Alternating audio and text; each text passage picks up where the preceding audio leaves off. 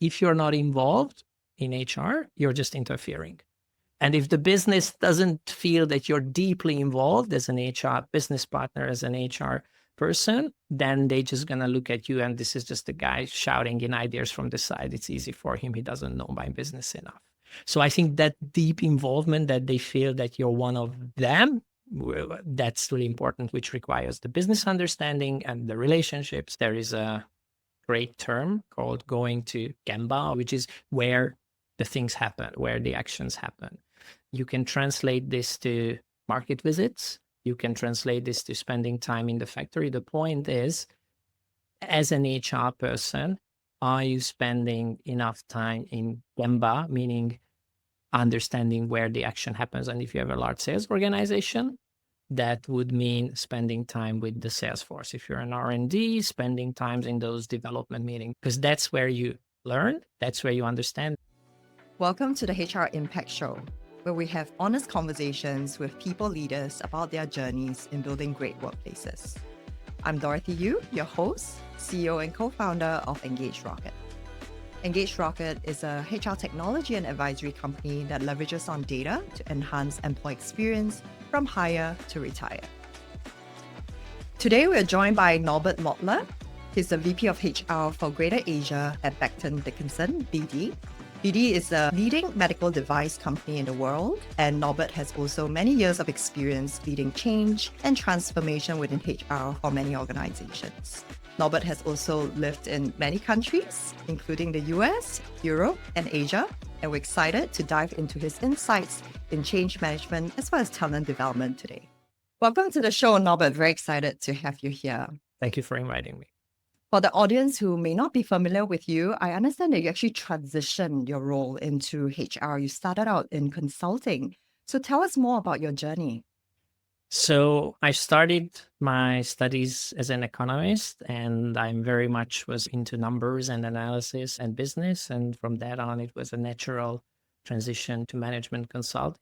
And then one of my clients that I used to work for, there was a gentleman who became the director of an area, and he called me one day and he said, "You've been this crazy consultant all your life. Do you want to actually have a real job?" And that's how the conversation started to go into business. And then after a while, through some opportunities and interesting career choices, I moved into HR, and I was asked to be an HR director that was related closely to a transformation of a project. And ever since then, I stayed in HR, but I never thought initially in my career that I will be. And what keeps you in HR? What keeps that fire burning for you? I like to see well-functioning organizations, and I always had this itch about how do we make this organization work better. I'm a very big admirer. For example, I like football, soccer for American friends, some of the coaches and how they are playing this role of putting a good team together, which we know is way more than just buying the most expensive best players. So this whole idea of how do you make a well-functioning organization is something that I find really fascinating. You know, when I was looking through your background, you have a very clear track record of leading companies through change, through restructuring, M&A. Was there a memorable transformation project that you can share with us? Several. I would say some of the most memorable ones are related to when you have to change your own function as HR. There's a lot of talk about HR transformation, and it has, I would say, started, 15, 20 years ago. But what I would say is definitely memorable is when you have to change the engine of an airplane while in flight, right? Because you have to keep the function running. And I've learned a lot from our own mistakes about how much effort it takes for organizations to do things actually differently from just relabeling it and pretending to do differently. So I guess biggest learning from any change management and transformation is getting down to the details and those daily habits, the way we do things around here. That's usually the hardest part to do. Changing systems is costly, but fairly easy to do. Okay, I'm glad you said that because in the interview that you've done before, you mentioned Peter Drucker's famous quote, "Culture eats strategy for breakfast." And here in Engage Rocket, we are very passionate about culture building using people analytics. To your point that with any change is really getting down to habit changing, how do you actually manage that? Because there's desired behaviors that we want to see among our employees, and those behaviors comes from habit building. But at the same time, as a leader within the HR field, you also need to make sure that we are always aligned with the company's vision. So there's always a lot of macro reasons for change. So how do we bridge the gap between the two? Challenging question. And you quoted something that I really like. I give you another quote that I also have up on my office. I like to cook, and I have a famous British chef called Marco Pierre White, who said this, that quality or excellence is a lot of small things done right. It's never one big thing. And if you want to run a Michelin star restaurant, you have to do a million small things, starting from how do you peel the onion and how you slice it.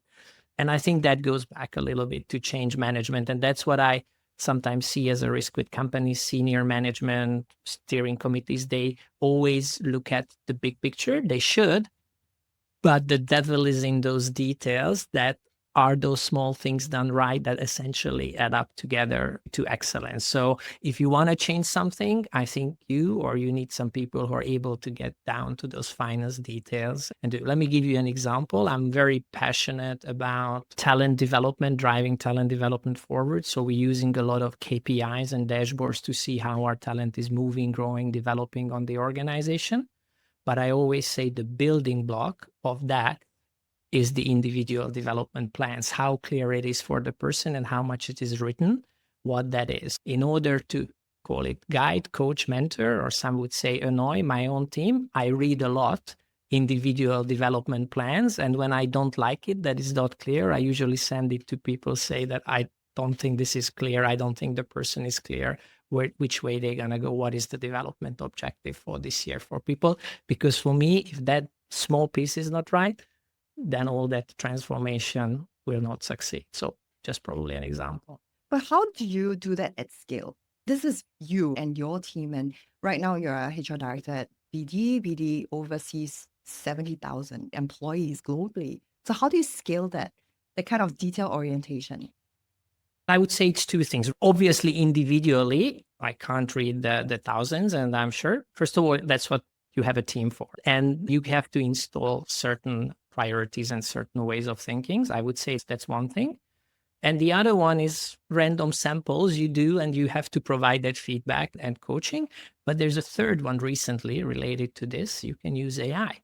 So we have now, for example, it's a very basic but interesting AI solution that reads those development plans, and we develop the prompt and it gives feedback for people, which we can do by the thousands. And then we send it. Here is how we think you can improve your individual development plan. So again, a lot of small things need to be done in order to achieve. And to circle back to my question around change, you've led a lot of HR transformation projects as well. What have you seen as the most important, say, ingredients to really cascade the company vision down operationally to the ground? These are not my ideas, but I'm just referring to, if you read change management books, I think we tend to focus very much on what is not moving and people who don't want to change. And I think at one stage, we have to address that. But I think it's super important that you're able to build that momentum initially and just focus on and run with the ones who are willing to, and create that, you can call it success story, but I like to say more like people will see that this thing is moving even without me. And I think that is a healthy kind of tension sometimes in the organization versus spending another time of training, rather explaining, that's okay, you can't do it, you'll see, but I'm focusing my efforts into moving forward where they can, but making sure that is done right at the ground level as well. It doesn't just look right on a corporate presentation. So really spotlighting on champion change makers, for example. Yes, and being involved. That's what I'm saying. And if you look at it, I think with HR, I think being involved that deeply in the business is very important. Starting to talk about quotes. My other favorite quote, which I have no idea where it comes from, but I often say is that if you're not involved in HR, you're just interfering.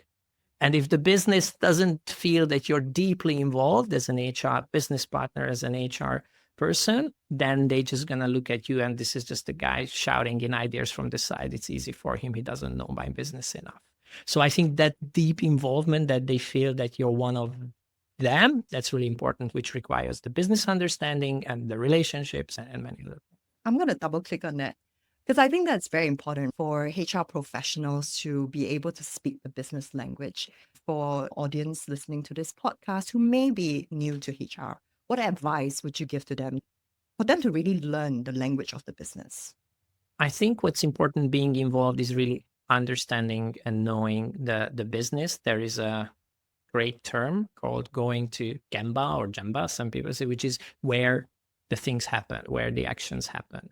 You can translate this to market visits. You can translate this to spending time in the factory. The point is, as an HR person, are you spending enough time in Gemba, meaning understanding where the action happens? And if you have a large sales organization, that would mean spending time with the sales force. If you're an R&D, spending times in those development meetings. The point is, because that's where you learn, that's where you understand, and that's where you can also understand the nature of the work that people do and how sometimes in HR we're coming and asking them to do certain things. I also often say these days, I don't want us to develop anything anymore that doesn't run very well on a cell phone, because a lot of our sales organization is out in the field in various healthcare facilities or hospitals, and they spending time there. Sometimes they can take their laptops out, sometimes not. So certainly anything we do, for example, DocuSign or signing something electronically, a document a couple of years ago was a big thing,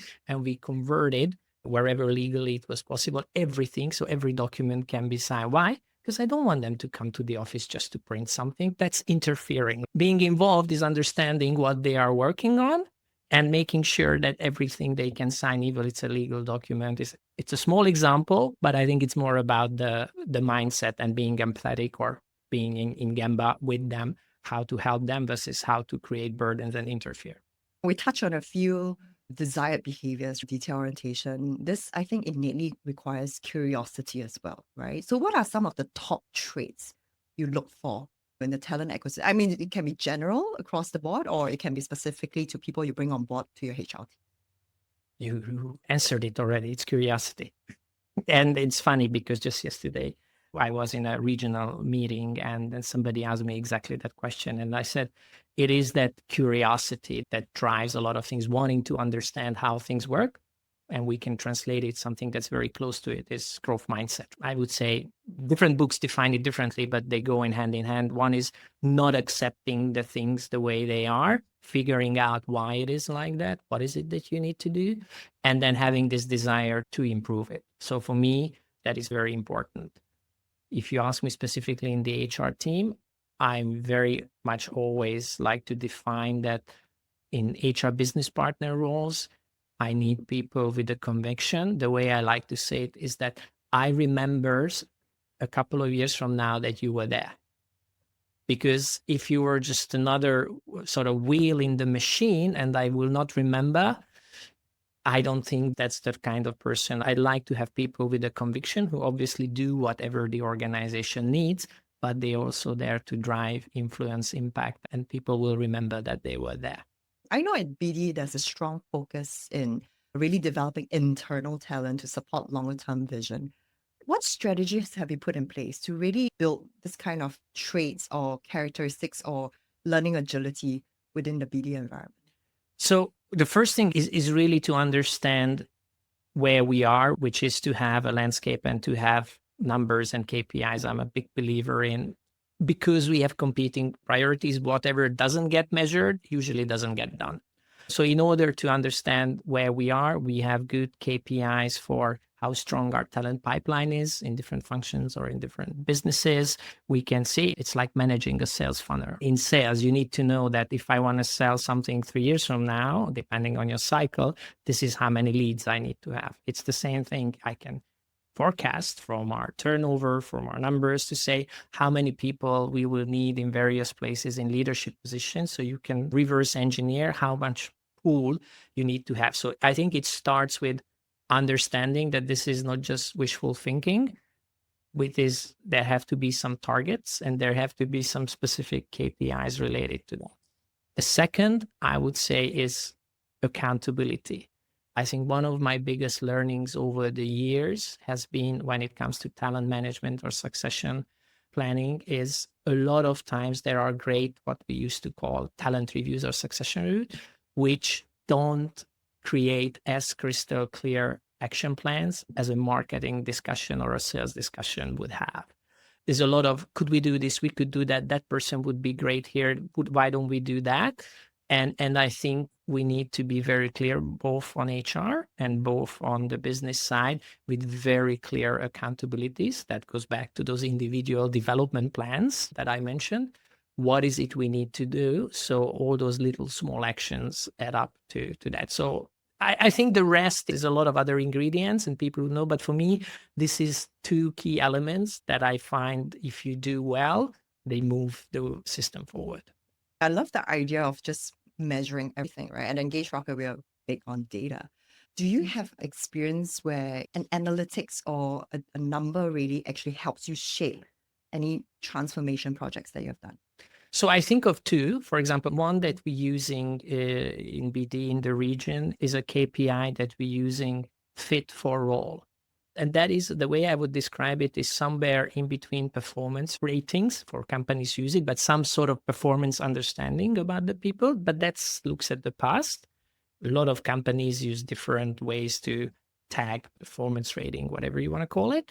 But that's a possibility. For us, in between, what we have is what we call fit for the role, which means that after we do our strategic plans, which we do every year on a rolling basis for the next 3 years, with the leadership teams, we look at the different leadership teams and say, if that's what the game we want to play, do we have the team that's capable of delivering that? And it's a little bit regardless of your past performance, because you may be a fantastic country general manager who is very good at building markets, creating new opportunities, but the game plan is to save cost and to reduce. So you're a high performer, a high potential, but you're not necessarily fit for that role. That's just an illustration to say, so I think that's one KPI that we use, and we're reviewing it regularly to say, do we have the right players on the field playing at the moment? Now, it doesn't mean we need to always move people around. We could say, let's put a finance director there who's going to help this person to deliver that. But I think that perspective of looking ahead for the next 12, 18 months, do I have the right player on the field, is a very important metrics on an individual level. And if you aggregate it, it gives us a very good indication of how much our teams or our org structure is in line with what we want to achieve. This is very interesting. So it's exercise where you just ignore who you have currently and think about. Yeah, we basically say, this is the plan. So let's take a moment back. Do I have the right business unit leader? It may be related. Sometimes it is for performance, but most of the time, is this the type of person? Is this the type of leader that we need? And then if it's not, or not fully, then the conversation is how can we help to ensure? Because the mission of this exercise, we do it in our strategic work plan, is to ensure we have the team who can deliver. And it's not about, this part is not about growing people. This part is not about coaching. This part is to make sure that we win the game. We also need to have what I call the football academy to grow the people. But this one is to make sure that we have the people who's going to score the goals. Once a year? We do it once a year, but we review it every quarterly, because typically what happens is some of the actions take time to do. So actually we have this red, green, yellow system to it. And every quarter with the regional leadership team, we review everything that is yellow. Reds usually get quicker actions, but every quarter we do have that review to say, okay, what is it that we need to do, or have we changed? And sometimes we say, okay, it seems to be fine now, but it gets a quarterly review. This is basically assessing whether the people that is doing the role is still a fit for the role. So where do you draw the line between, if you identify someone who is not a fit, then is it a developmental conversation, or is it a... The answer is the typical HR answer. What you most of the time get is it depends. So there is no one size fits all solution.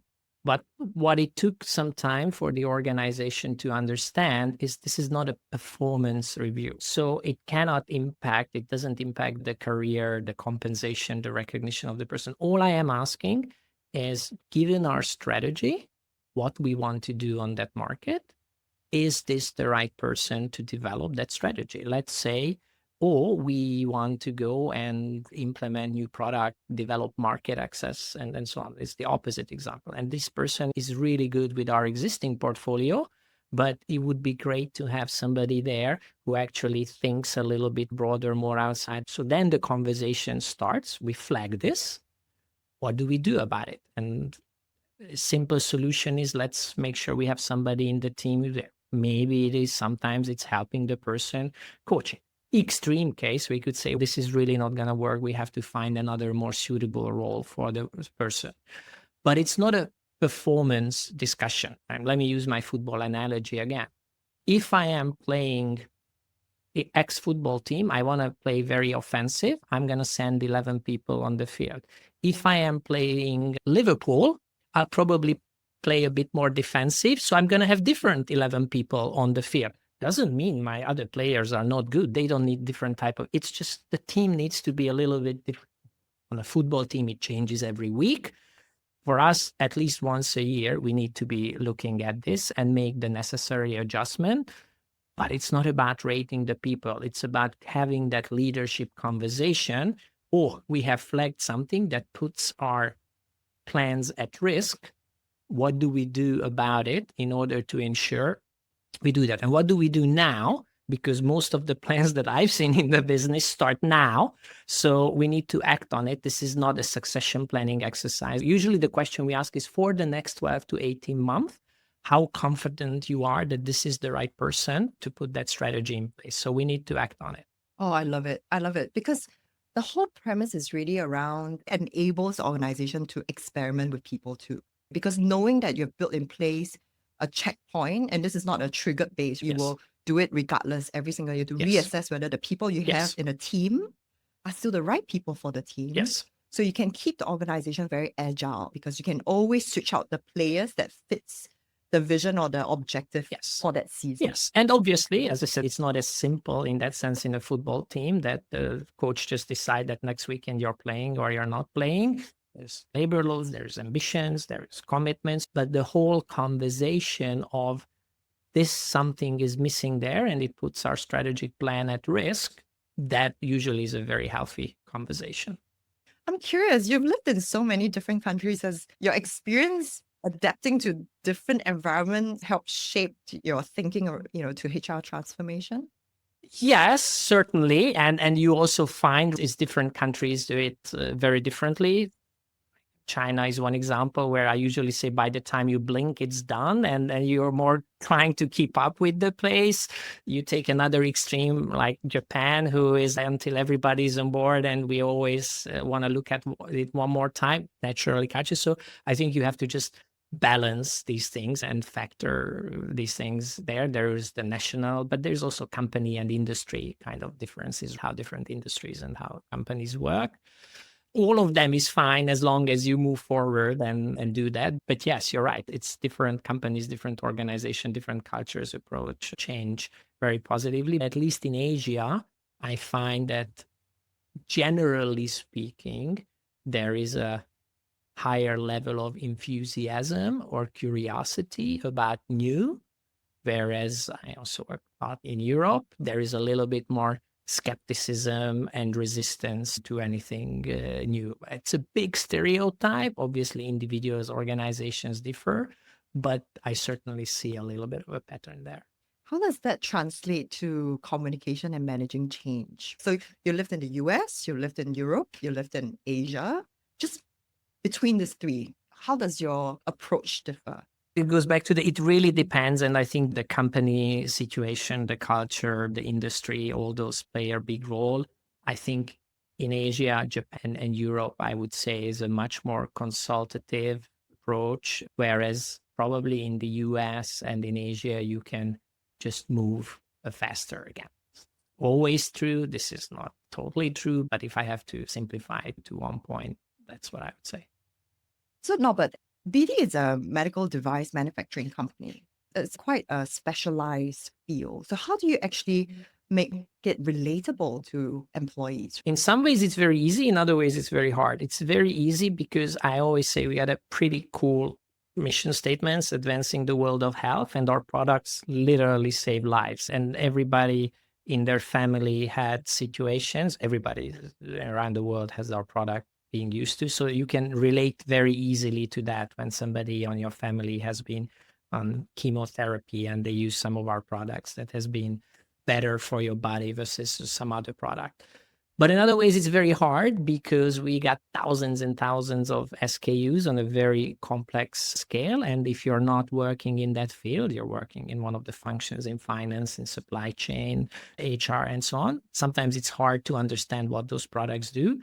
So that is why in the last year or so, we've been very heavily working on, for example, when it comes to our induction or onboarding, we want to make it a mission for people to relate and to understand really what our different products do. So our day one, we're now transforming our onboarding program. And the objective is that when you go home at the end of the day, you can go home to your friends and family learning about all the cool stuff that this company that you have just joined. So we have an onboarding program where we show many of our products and we showcase, we have some really cool virtual reality technology that you can insert the catheter to a patient. You can try in the ICU some of our product programming. And through those couple of hours, obviously we take it from various business units, you can really understand some of the different types of product. You're not going to become an expert, but as you said, at least you become relatable. And there's a lot of moment where people go like, that's what we do. And I think it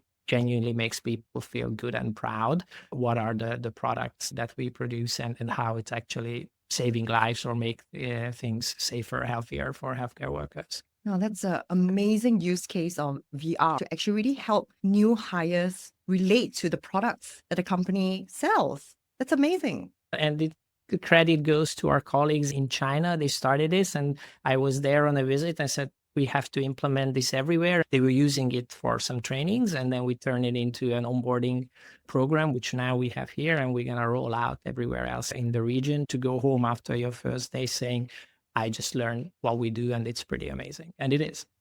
Okay, so now I'm going to switch gear a little bit and talk about the future. What would you say the ideal workplace of the future would look like? That's a challenging one. So I read just the other day an interesting research, and sorry, I can't quote, but I'm sure with a little bit of searching on the internet, everybody can find, that said that over history, if you look at basic jobs, people have spent about 5, 6, 7 hours a day on sustaining themselves. This was like an anthropology study. But the point of that, what they said is that shouldn't it make sense to have an ambition? That's how much we need to work, because that's what history has shown us. That's the amount of work that you need to sustain yourself. Anything beyond that, you may be doing it for the community, you may be doing it for somebody else to create profit, but that's this 5, 6 hours was the amount of time that you need for self. And obviously it's very different hundreds of years ago as it is now. So that really made me think about the ideal workplace, to say that how much freedom you have to do with your life, whatever you want beyond this, let's say 5, 6 hours a day. That would certainly be an aspect for me. Now, if I take it to what happens in the workplace, I would say definitely if I look at outside of my company or our industry, there is still a lot of places where people don't feel safe at work, whether it's physically, whether that's psychology. So if I want to really simplify it, I would say ensure that ideal workplaces, people need to be safe and comfortable. It has to come from there. And certainly that they will be able to do something that they find some value and satisfaction, and they are able to, with this 5, 6 hours of work, sustain their lives and their families. I don't want to be too idealistic, because I think there's always going to be very difficult jobs. There's always going to be emergencies. I think sometimes when we think of these questions, we think about the comfy office environment that many of us think to. But if we're real about it, the big part of the world is not working in that kind of environment. So I guess my answer more relates to that I think we should be working on that is available for everybody. What's an advice you would give to a HR professional to work towards that? I would, this is what I'm saying, this is make your mark, right? It goes back a little bit to, you have to have some convictions and to believe what is right or wrong. And you may be in a company, in an organization now that doesn't fully resonate with that, then you need to find the one that does most. If you're super lucky, then it works 100%. But that would be my advice, that I have learned through the years that senior leaders, CEO, president, business leader, whatever you want to call them, value those HR business partners the most, who step out from just their functional role and they guide, help, advise, get involved. Now, if you give wrong advice and if you give wrong, after a while, they will not value it. But I really think that's very important, that you engage and involve and step out from your role as HR and be that partner, and you're not afraid to share your convictions and provide advice. And I would say if you're 70% of the time, if you're right, that's pretty good. I want to talk about psychological safety, something that you brought up as well. The office needs, or the workplace needs to have a certain degree of psychological safety for us at HR to also collect data with higher integrity, that people are honest with their responses. How do you go about building that within BD? First of all, I'm not a trained psychologist, so I'm also building on advice that I'm getting from others. I think the first challenge is it's a very subjective question, because I may feel perfectly comfortable and safe on a ship that is sailing through a storm, because I know, and you may feel incredibly uncomfortable. So if I translate that logic to an office environment, and I think culturally as well, it is, some people may say this is incredibly uncomfortable for me here every day, where others may say this is perfect. So already defining that, it's hard, but the key, I think, is, and we had, as with COVID, we started to focus as every company even more on mental well-being. I think what's really important is at least normalize that discussion as a minimum, to say it is okay to say that I don't feel okay. It is, and also to equip managers to be able to pick up some of the signs. And very honestly, if you get those two, I think you're already pretty far. The rest, I'm just going to go with it depends on the country, the place, the time, what you need to do. But I would say those two, normalizing that conversation and being able to pick up some signs, or equipping, training, highlighting to managers to think about that, is already a great step forward.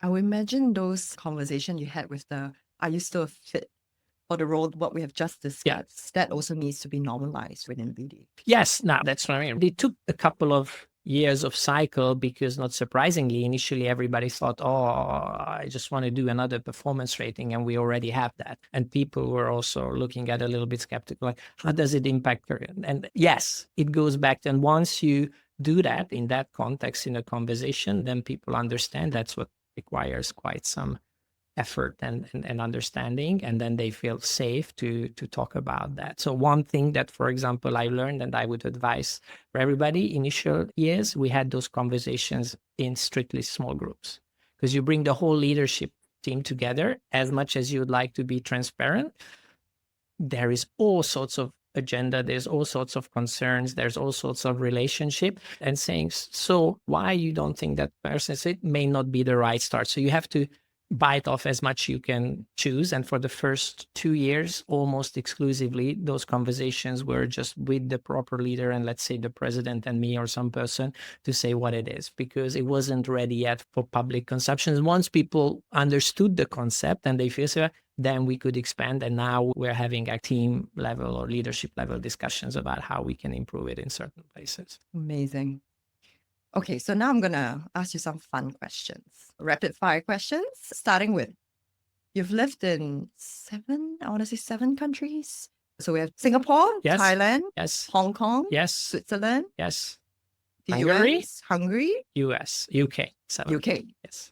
Which one's your favorite? I don't. I'm really grateful that I had the chance to live all these places, and it was different times of my life, different experiences, studying or working. So I think there wasn't a single place that I didn't enjoy. I am really grateful. I can't pick one of these places that would be my favorite. How about the one that gave you the best memory in your career? Singapore is certainly very important. The UK is very important.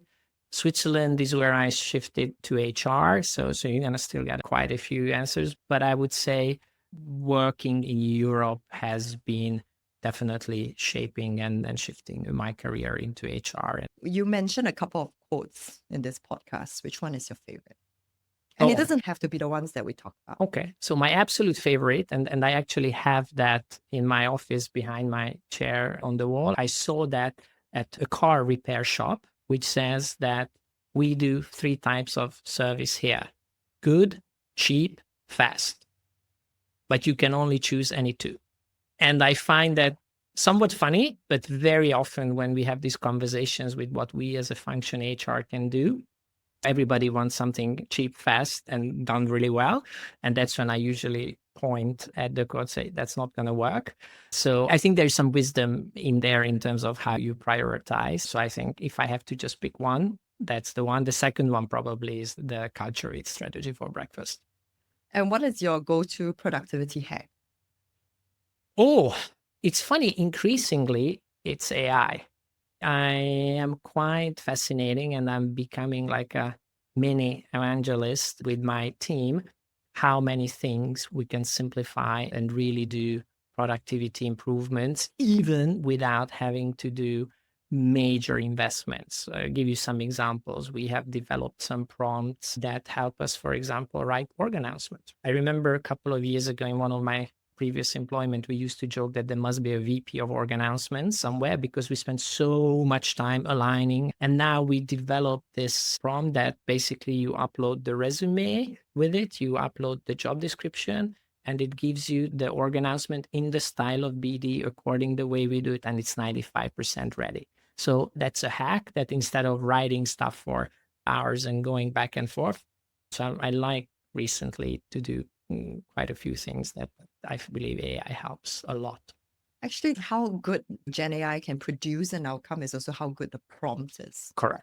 Yeah. So something I've learned from Dr. from India, who also is a guest in this podcast series, is his prompts are like sometimes like pages long. Exactly. To really get the right output, you have to teach. Yes. So we did, for example, for my team, training on how to write good prompts.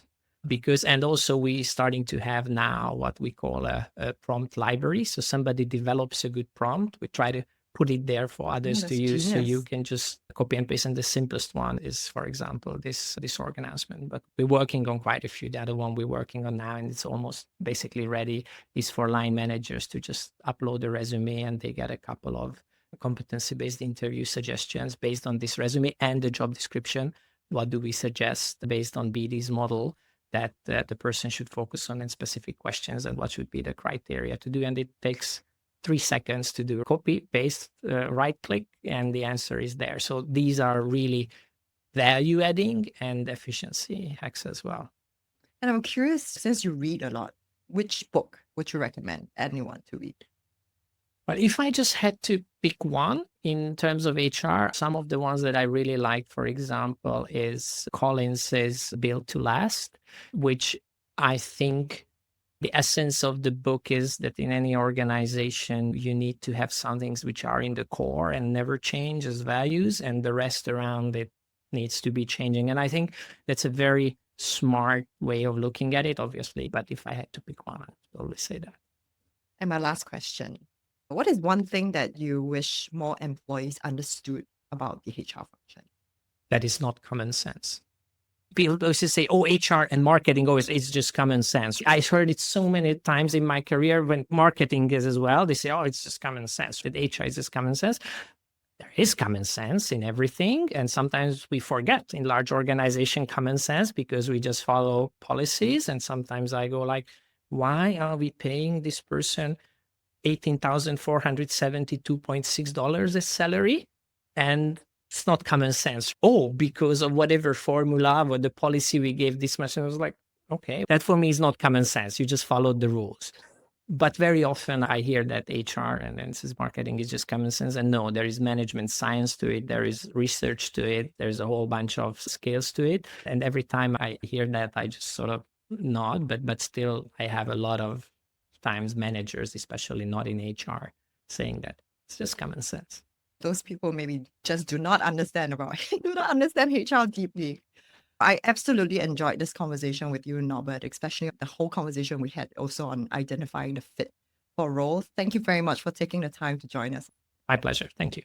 To our listeners, thank you so much for tuning in to this episode.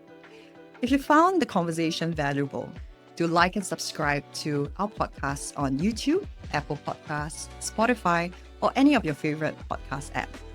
You can also learn more about the show and subscribe to our community at engagerocket.co/HR impact. I'll see you in the next episode.